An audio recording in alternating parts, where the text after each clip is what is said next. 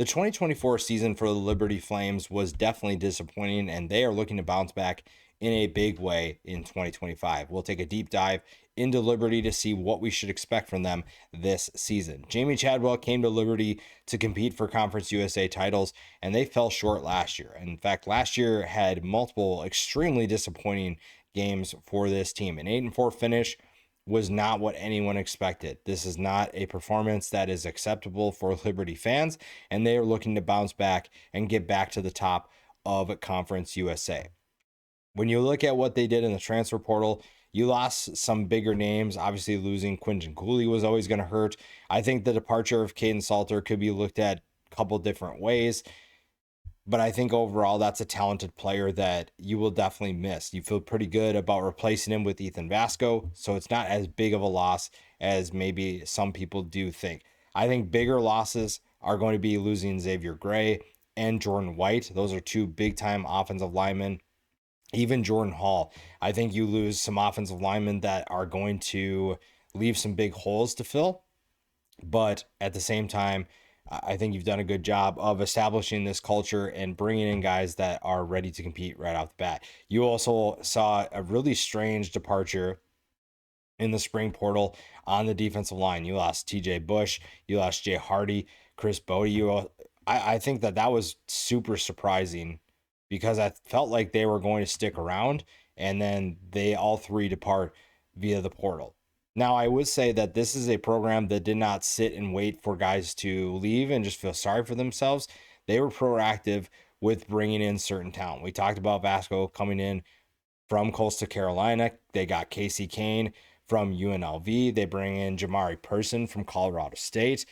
Evan Dickens from Georgia Tech, Marquise Henderson from Clemson. On the defense, you bring in Aaron Hester from Florida State, DJ Jackson from NC State. So again, you return quite a bit of talent. It's just that you lost some big names, and you're hoping the guys you bring in are capable of replacing that talent. And you bring in some guys from bigger schools, so you feel like those guys have experience. They should be able to translate to this team pretty quickly, and they should be able to bring their game and make a big time impact on whatever side of the ball they are going to go into.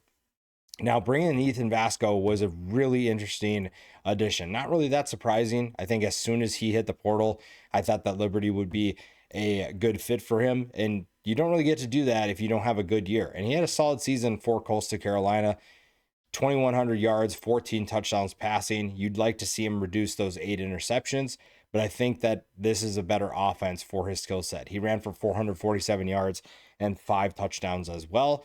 And again, I think this offense fits what he wants to do, what he's capable of doing, a lot better than what Coastal Carolina was doing. You also returned Ryan Berger. Didn't have the best performance last year in his limited time. I think that he is still going to compete for the starting spot, but Vasco is definitely the better quarterback in my opinion. After that, you lose quite a bit of experience, but that's really kind of where you're looking maybe down the road long term of what this program looks like heading into the future. But Vasco is going to be a really fun player to watch in this offense. He obviously is familiar with what Jamie Chadwell wants to run, and I think that he will be a really fun piece. I think a big time impact player. So even though you lose Caden Salter, bringing in Ethan Vasco kind of eases those concerns. Even though the whole situation with Caden Salter was obviously well documented, we kind of know a little bit about what happened and the details of that, but bringing in Vasco kind of just gives you a clean break. You let Salter transfer like he wanted to, and you move on to a new era. And the Ethan Vasco era, I think, could be really exciting. The rushing attack is obviously going to be a huge part of this team once again. This is a team that was the 4th best rushing attack in 2024, and that should continue or even get better in 2025. Now, you do have some new faces that will be part of that. So a guy like Quinton Cooley is definitely going to be missed. You lose Billy Lucas. You lost a number of key contributors. However, there's a lot of excitement surrounding this running back group. Now you have 2 different running back positions. You have the B back and the A back. You have Caden Williams coming back. You bring in Evan Dickens from Georgia Tech. We talked about him. Caden Williams had 14 carries last year. He's going to get a lot more carries this year. Same thing with Von Blue, who ran 35 times for 207 yards. Julian Gray is the guy that I've heard a lot of good things about. I think they're really excited about him. Bringing him to the running back position is going to be really fun to watch. 10 carries for 62 yards and 1 touchdown last year. You will also utilize him out of the backfield, a very experienced player catching the football. That's another wrinkle in this offense that's going to open things up. I'm very curious to see if Marquise Henderson, who's coming in from Clemson, how much he contributes. That's a super talented player that I think could have a big time impact on this team. Same thing with Evan Dickens coming in from Georgia Tech. You're wondering what those Power 4 transfers can actually do for you. This is a run sheet attack that will give them plenty of opportunities to showcase their talent and solidify their roles within this offense. Vasco is going to benefit from that as well. Teams focusing on one guy in this offense opens things up for the rest of them. And the quarterback position plays a huge role in that. And the running backs are a good complement to Vasco as well. The one area I'm very curious to see if they take a step is the passing attack. This was the 123rd best passing attack. I don't even know if you can say best when it's 123rd. And part of that is because they really like running the football and they're really good at it.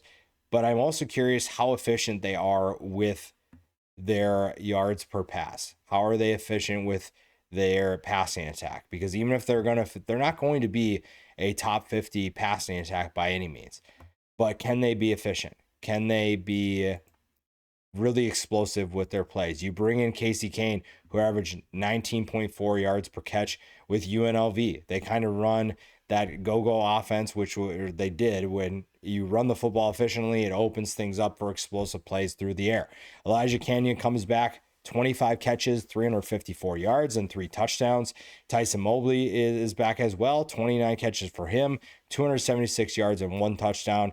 Reese Smith, 18 catches, 277 yards, 4 touchdowns. Dante Lee Jr., 10 catches, 148 yards, 1 touchdown. So you're seeing that there's not a big-time receiver that's separated themselves from last year that's returning. That's why you bring in Casey Kane. Why you bring in Jamari Person from Colorado State. Person had 36 catches for 386 yards and 1 touchdown. So you kind of get, Kane's the only one really that you look at and you see like this is a proven, and I don't even know if you can call him proven, but you've seen glimpses actually of his explosiveness. You're looking for a guy that can open up that passing attack and find that chemistry with Ethan Vasco to get open. Maybe the tight end position plays a big role as well, but you probably going to see them be more the blocking tight ends more than anything. You have Jacob Jenkins, 10 catches for 99 yards. Austin Henderson, 2 catches for 20 yards. So again, you don't have a ton of explosive, proven playmakers yet, but you see the potential in a lot of those guys that if they can do it consistently, that opens things up. Canyon averaged 14.2 yards per catch. Reese Smith, 15.4. Lee, 14.8. So there are guys that have the potential to do that. It's just going to come down to how consistently can you make those explosive plays? Are you able to open up the field and help that rushing attack? Because teams still have to respect the deep pass. Now, play action should work really well if this group is running the football as efficiently as it is. But overall, it's going to require the passing attack to take that step. I mean, you look at last year, they were the 4th best rushing attack, but they were 58th in scoring. That's not going to get the job done. You're not going to win Conference USA if you repeat that success or repeat those struggles. You're going to have to find a different combination. Go back to maybe what you saw 2 years ago, where you're running the football really well and the passing attack is very complementary of what this rushing attack is doing. Part of that's also on the offensive line, and this is an offensive line that returns some really interesting players and brings in a new face to potentially start as well. Trey Badowski comes in from UAB, has 20 games of experience, but only 8 starts. He only started 2 games for the Blazers last year. Opposite of him, Jack Tucker started all 12 games for the Flames in 2024. I think that's a good set of tackles to have on the edge. That's going to give Vasco plenty of comfort knowing that he has time to throw. And also, you look at the physicality that they bring, and Tucker's size at 6'7", 310 pounds gives you some excitement about what this group could do this year. The guard positions are relatively set. You bring back DJ Geth, started 2 games for this team last year. Harrison Hayes started 5 games. And then you have the first team All-Conference USA, Aaron Fenimore. He is someone that's going to get everybody up to speed. He's going to make sure that this group gels. He is the leader of that group. And that's why I have a ton of confidence in this offensive line to put it all together. When you have a big-time leader at center, you're bringing in a new quarterback. He's very familiar with how this offense works. He'll help Vasco get up to speed. He'll help him understand the ins and outs of the offense, and he'll make sure that his offensive linemen are playing at the level that they need to play at for this team to be successful. The depth behind them, not as much experience. Hunter Porterfield is going to be the only guy that has over 10 games of experience in his career. Everybody else is relatively green in that department. But the starters are in a good position. I think that this offense is very much dialed in. Jamey Chadwell knows what he wants to run. He has to get the right pieces, obviously, to fit that. But the group up front, I think, even with some of the new faces, feels like it's in a good position to make that happen. And this is an offense that might have to carry the team for a little while because of that exodus on the defensive line. The defense line is going to bring in 3 new starters, unfortunately. And until that departure, or the 3 departures, you're feeling really good about the defensive line. You had guys who were extremely disruptive, extremely explosive, and 3 of them leave. CJ Bazile Jr. is the only guy that comes back on that defensive line as a starter. 54 tackles, 5 tackles for loss, 2 sacks. Opposite of him, Aaron Hester comes in from Florida State. Only 10 tackles, 1 tackle for loss. But he is someone that if you can do that at Florida State, they feel like they should be able to get better production from him in Conference USA. Conference USA, to a lot of people, is the worst conference in college football, which means the talent level you'll face is significantly less than any of the other conferences besides, probably the MAC, if you will. Liberty should find that Aaron Hester is going to have a really fun time against some of the offenses that they'll face, and he'll help replace a guy like TJ Bush. On the interior, DJ Jackson comes in from NC State. Bryce Dixon is back. He'll have a bigger role in this defense as well. Jackson had 9 tackles, 1 tackle for loss. So again, if you're able to do that in the ACC, logic would tell you that this should be a relatively easier transition to make more plays for a team against worse competition. Bryce Dixon was solid for this team last year. 33 tackles, 4 tackles for loss, 2 fumble recoveries, 1 sack, 1 forced fumble. He's a nice piece to have back as well. You feel better about the interior defensive line maybe than you do on the edge, but it's going to be a new group overall. On the edge, you have interesting depth. Donovan Dozier is going to be one to keep an eye on. Can he elevate his game from his limited experience last year? Brenton Williams behind CJ Bazile as well. It's 15 tackles, 4 tackles for loss. So the edge has really interesting pieces in terms of depth, but overall it's relatively inexperienced. The defensive tackle positions, kind of the same thing with the inexperience. Eli Hall, 9 tackles. Marcus Clark comes in from App State, 2 tackles for him. Mike Jarvis, 5 tackles, 1 tackle for loss. So the defensive tackle position is kind of up in the air. That's probably where you took the biggest hit because 2 of your starters are gone. You do return Bryce Dixon, but everybody else is pretty much looking to prove their worth. They are looking to prove themselves on their new team. That is going to have a huge impact on this group. And we'll talk about the schedule and why it might not be that huge of a deal, but there is a big game early in the season that this group has to be ready for. And it's also going to take some pressure off the linebacker group behind them. And this is a linebacker group that is kind of going through a similar thing. Joseph Carter was a first-team All-Conference USA selection, had 88 tackles, 5 tackles for loss, 1.5 sacks. He is pretty much the only reliable player that you have right now, or proven player that you have right now. Aiden Vaughn had a solid year for this team, 16 tackles for him, but he's stepping into a new role. Behind them, you have young players or new players to the team. Micah Pollard comes in from Michigan. Deuce Spurlock comes in from Florida. You have Daryl Farrar, who's a redshirt sophomore. Seneca Moore, redshirt freshman. The depth behind this group is very unproven right now. And if you're able to find one or two guys that can step into the rotation and solidify themselves as proven playmakers, then maybe you feel better about the situation you're in. But right now it's Carter, and he's got to get everybody else ready to go for this year, because the guys up front need some time to gel with each other. The guys up front are going to need time to find depth. They also need to figure out who's going to be the reliable playmaker. Maybe it's CJ Bazile, maybe it's not. That's going to be tough. So this front six has a lot to sort out before the season begins. And even with the schedule they face, there will definitely be challenges. You know, you lost to Kennesaw State last year. That tells you that you have some work to do if you're going to, not that they'll ever be untouchable, but get back to the point where you're dominating Conference USA. That starts up front. And while they figure those things out, the secondary is actually in a really good place. The cornerback positions, I think, feature two of the better players in Conference USA, in Dexter Ricks and Amarian Williams, combined for 5 interceptions last year between the two of them. Those are guys who know what to do when the ball is in the air. The safety positions are also set. Corey Jones was second team Conference USA with 53 tackles, 5 tackles for loss, 3 passes defended. And Brylan Green, first team All-Conference USA last year. Those are two guys that are going to join Ricks and Williams and give you that experience that you feel comfortable doing a bunch of different things. The depth at those positions is also in really good hands. Christian Bodner and Damon Harmon, I think, are going to be really fun. It's just going to be a matter of how much time do they get to see.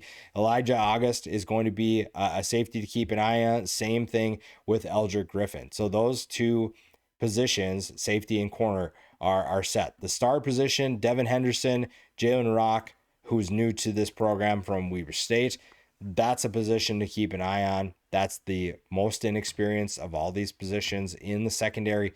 So it might take some time for those guys to get ready to go, but you bring back 4 core guys among others with the depth positions that you feel pretty good about this secondary heading into the 2025 season, and therefore feel fairly confident about what this team can do for this year. And the schedule is once again going to give them plenty of favorable matchups. And in fact, the road trips are going to be, I think, relatively, I don't want to say easy, but relatively easy. The big tests are at the beginning of the year. And I think if they survive the big tests at the beginning, it's going to be relatively easy for them to potentially win out the rest of the year. You start the year with Maine, don't have to worry about that. Then you travel to Jacksonville State. Now, if Rich Rodriguez was coming back, that one would be more concerning. But the fact that they have a new coaching staff, they lost a ton of talent, I like Liberty's chances to bounce back. Bowling Green's also going through a transition. But those first 3 games are really important because you have to tune up for a massive game against James Madison. That's a James Madison team that could be competing for a conference, a Sun Belt Conference championship. They could also be competing for a college football playoff appearance at that point. That's a huge game for this team, and it gives you a good measuring stick of if this team is actually truly going to bounce back this year or not. Old Dominion is a tricky one. You're going on the road. Old Dominion is not getting a ton of love from really anybody, but that's a team that could be very difficult. You look at Colton Joseph and what he's capable of doing at quarterback, that will give this defense plenty of trouble. And if that front 6 for this team is not ready to go, that could be a tough game as well. After that, you face teams that either are new to the conference or had a ton of struggles. UTEP, I think, is maybe a sleeper team in this conference. We'll see what happens there, but that's a team that has a lot to prove before they're actually going to step up. New Mexico State, kind of the same thing. You get the 2 newcomers to Conference USA, Delaware and Missouri State. You get both of them at home before you finish the year at FIU, at Louisiana Tech, Kennesaw State. Honestly, every game except for the James Madison game, I think that Liberty should be favored. I think they are the better team, and Conference USA, it's very obvious that there are certain teams, Liberty is one of them, that are head and shoulders above the rest in terms of talent. Now, that being said, that was the case last year, and you finished 8-4. You need to find a way to make sure that 8-4 doesn't happen again. And Jamey Chadwell knows that. This program knows that. The players know that. It's just going to come down to who will be able to step up for this team. How are they going to be able to make sure that last year's letdown doesn't repeat itself? You have new faces. Ethan Vasco is one of them. The defense has a lot of things to sort out. The beginning of the year, it's all about getting that fast start, getting through those 2 games against James Madison and Old Dominion, and after that, regrouping and reevaluating where you're at. If they're in a good position, you feel really good about their chances to win out and play for a conference title. If not, then you kind of question, is another upset coming, or can they right the ship then and there? I think overall, this is a group that is in a good place. They do lose quite a bit of talent, but they have some new faces that they really like. If Jamey Chadwell can get everybody to play at the level that they're capable of playing, this is going to be a fun team. It's probably not a team that competes for a college football playoff appearance just because the schedule is so weak, but it'll still be fun to see them against James Madison to see how they compare and if truly this is a team that's going to get back to the dominance that we expect from them in 2025.